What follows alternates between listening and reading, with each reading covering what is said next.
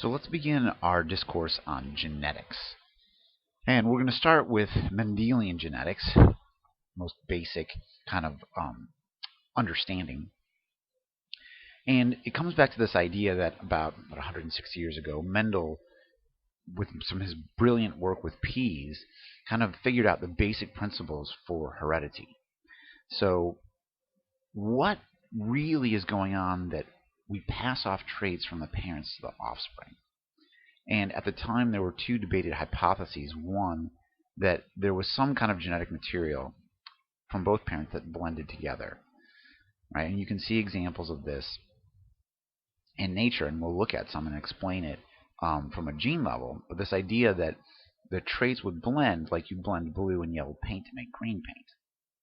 Now, the alternative hypothesis was the idea that there was some particle, this idea that there were discrete units of heritable material that was passed on, and that how these interacted, not mixing per se, would dictate then what the offspring looked like.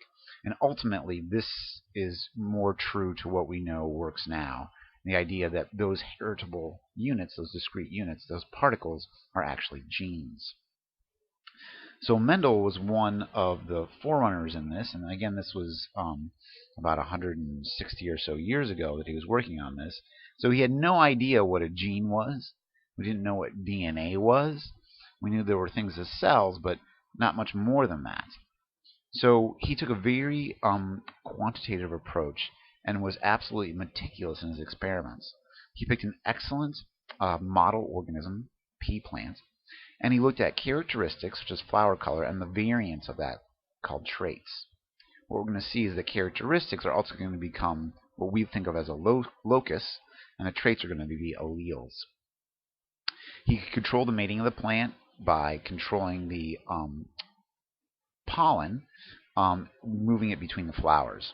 So it took a tremendous amount of work, but he was able to do this and keep excellent records of it, and that's good science. So some terms that we want to consider, genotype is one. We've talked about genotype many times already, but now what we want to do is contrast the term genotype with phenotype. So if a genotype is all of the genetic material that makes up an organism, then the phenotype is the physical manifestation of that genetic material. So you have a gene for hair color, let's say it's brown or black. The phenotype is actually then having brown or black hair. And we're going to see that this is an important understanding then when we come to the variations that we ultimately see in phenotype based on different combinations of genotypes. Allele then is a version of a gene. Okay? Just like a scoop of ice cream, it's a scoop of ice cream, but you have chocolate or vanilla. They're both scoops of ice cream. They're both dessert. But they're two different versions of the same thing. And then we'll talk about homozygous versus heterozygous. We know we have the idea of ploidy in mind, and so we know that for every chromosome there is a quote-unquote identical or homologous partner, because we are diploid. Now, if on both of those chromosomes you have the same version of a gene, then you are homozygous. If you have different versions, then you are heterozygous. So this shows you a pair of homologous chromosomes where you have, at a particular location, a particular locus, the gene for flower color. And the allele on one of those chromosomes is for purple flowers, and the allele on the other chromosome is for white flowers. So this organism is heterozygous for flower color. Now again, these may be new terms to you, but the more we use them, the more familiar you're going to become with them, the easier they are going to get. But they definitely need to get in your head. So again, this idea of locus, plural loci, is the physical location on the gene on a chromosome. Characteristic is a heritable feature, flower color, and then traits are the variants. I tend not to use character and trait so much. I just talk about loci and alleles. And then true breeding is kind of old school terminology for an organism that's homozygous. Before we knew what genes were, before we could identify homozygous, heterozygous, all we knew was that when I took this particular plant, no matter what I did, I got the same kind of characteristics in the children, no matter how many generations down I went. And so we called it true breeding, because it was always true to that particular characteristic.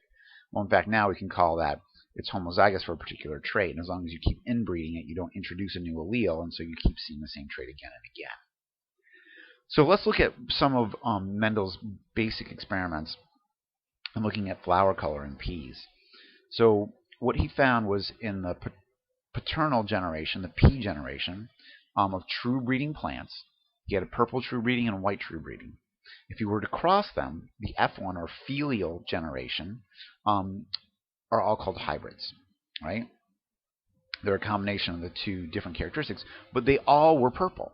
So no matter what you did, if you had a true breeding white and a true breeding purple, you got nothing but purple plants. So that's the F1 generation. Now, you can do this with plants. You can cross them with themselves. And now all of a sudden, in the F2 generation, so in essence the grandchildren, you have a very specific ratio of 3 for every 3 purples on average, you get 1 white. But the white reemerges. You don't see pink, you don't see light purple, you don't see any other color combinations. It's either purple or white. F1 generation, all purple. F2 generation, 3-to-1 ratio purple to white. So this is the data, and this is the genius of Mendel to derive from the data a model that basically explains our understanding of genetics and how genes are passed on to the next generation. So he said that, you know what, there's some factor, this purple flower factor, that's affecting the F1 hybrids, right? It's in there, and therefore all those plants are purple. So he called this then a dominant trait, because based on the fact that you can take that F1 generation and kind of breed them again to see the white reemerge, the white still had to be in there somewhere. So he said that the purple then is, or he introduced the idea that the purple is kind of dominating, it's masking the white, right? And so this now is the basic relationship we see between dominant and recessive genes. So he looked at a bunch of different characteristics in pea plants, and he saw the same rules applying. So again, he looked at different characteristics and the various traits in them. You know, flower color, flower position, seed color, seed shape, pod color, stem length, right? And consistently that 3-to-1 ratio appeared.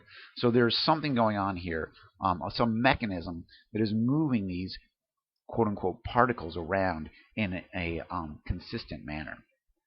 So from this, Mendel's laws were kind of developed, and we'll see these again and again. Again, our understanding of chromosomes and DNA make these obvious in some situations, but again, he was deriving this, from a fog. He didn't know what was going on a cellular level. So he says that alternative versions of genes account for variations in inherited characteristics, purple or white, right? For each character, an organism inherits 2 alleles, one from each parent. Right? This is the idea that we know of gamete formation. If 2 alleles at a locus differ, the dominant allele will determine the phenotype, the physical manifestation. Okay? While this recessive allele will have no noticeable effect. So what that leads to then is if I have 2 different versions, when I form gametes, right, I'm going to hand off only one of those to any given gamete. So basically half of my gametes will have one version, and half of my gametes will have the other version if I'm a heterozygote. And so what you can then do, later on people came up with this idea, Punnett, of the Punnett square, that we can actually kind of map out the possibility, the probability of the phenotypes of offspring and the genotypes kind of based on the idea of segregation of those alleles during meiosis. Right? So when we look at that Punnett square, now we add our genes. So these letters, capital P, represents a dominant, in this case, purple allele, and small case p represents the flower color allele for white flowers. So capital versus smaller case, lowercase indicates dominance. You pick P for purple, you could pick any letter you want. But basically what you've seen here is going from genetic makeup to that little circle with a P, That's all meiosis.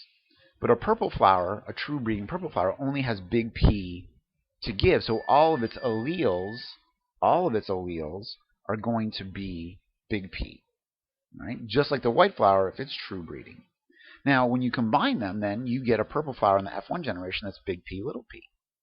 Half of the gametes that flower makes are going to be big P, and half the gametes that flower makes are going to be little p. And so if you cross that flower with itself, or two of those flowers of the same genetic makeup, then all of a sudden you have the possibility for new combinations. You can get sperm with a big P or sperm with a little p. Eggs with a big P or eggs with a little p. And because these can find any sperm can find any egg, you can get a big P sperm with a big P egg, or you can get a big P sperm with a little p egg, or you can get a little P sperm with a big P egg, or a little P sperm with a little p egg. And you can map this out very conveniently using the Punnett square. So you can see from a genotypic point of view, we have one big P, two big P little p's, and one little p. Phenotypically, we get 3 purple flowers to every 1 white flower, right? So again, what we can see here now is from a phenotype, that 3-to-1 ratio, because that's all Mendel could see, and that's all we can see physically without doing a genetic analysis. Purple 3-to-1, purple to white. From a genotypic ratio, though, we actually have a 1 to 2-to-1 ratio, because one of those purple flowers is homozygous. 2 of those purple flowers are heterozygous, and 1 is white, homozygous recessive. Right? So this is the basics. If we can understand how this basic dominant recessive relationship works, distribution of alleles, and understanding of kind of Mendel's laws, we can run with this and start to look at the variations of genetics that kind of explain more of the variation that we see within ourselves and other organisms.